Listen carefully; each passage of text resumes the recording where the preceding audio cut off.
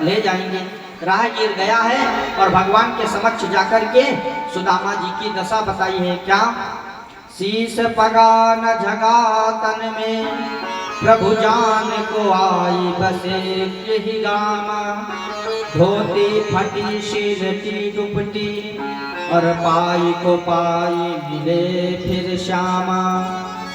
द्वार खड़ो तुझ दुर्लभ एक, रहो जकिशो वसुधा अभिरामा।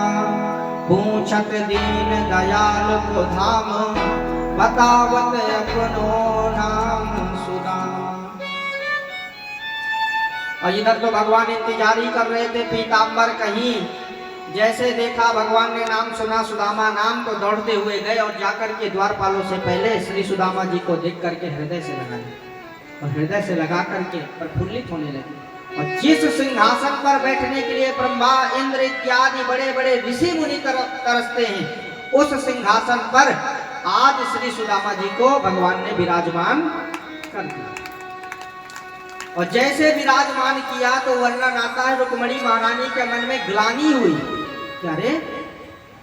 किम अनेन कृतम पुण्यम अवधूतेन भिक्षुणा।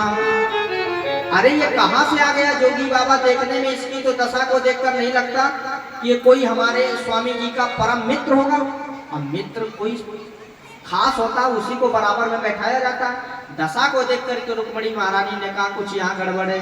और जैसे मन में ग्लानि आई तो भगवान जो काम दास दासियों को बताते थे, आज वो काम रुक्मणी जी से कह दिया कि देवी जाओ और जल्दी जाकर के इस परम पवित्र ब्राह्मण के चरणों को धुलाने के लिए जल लेकर के आओ।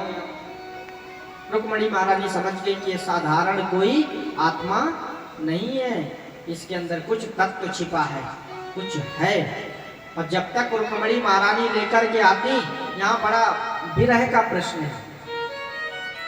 भगवान ने जैसे श्री सुदामा जी के चरणों को उठा करके अपने हथेली पर रखा और पीताम्बर से झाड़ने लगे और तनुओं पर हाथ फेरा, तो चलते चलते कांटे लगे थे।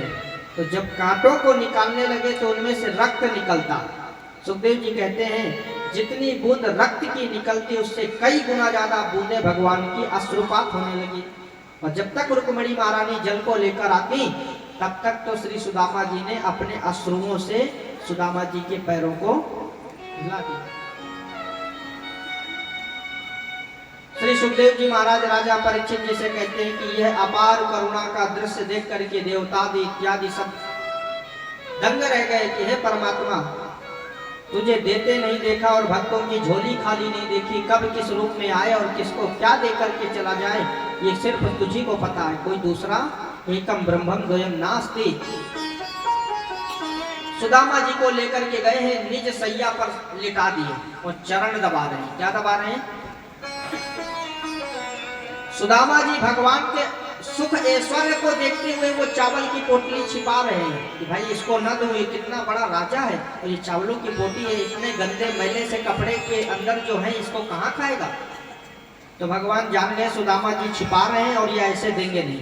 तो सुदामा जी से भगवान ने कहा कि मित्र एक बात बताओ। सुदामा जी ने कहा, भगवान ने कहा मैं देख रहा हूं जब से तू आया है अपने हाथ को ऐसे ही दबाया लेटा है, ना तो हाथ हिला रहा ना डुला रहा, क्या कारण है?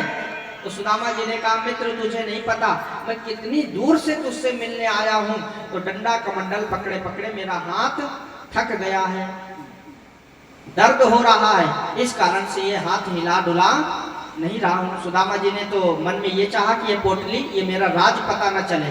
भगवान ने कहा वाह, भगवान तो सब जानते थे।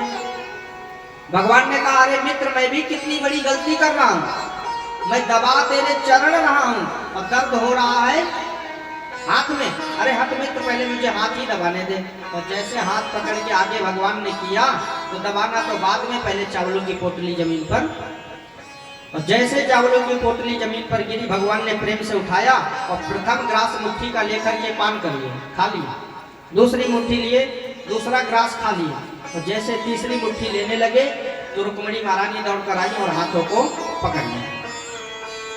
नाथ एक भिक्षुक खड़ा विप्र सुदामा नाम, मुझे बताया कुछ नहीं कहता प्रभु से काम।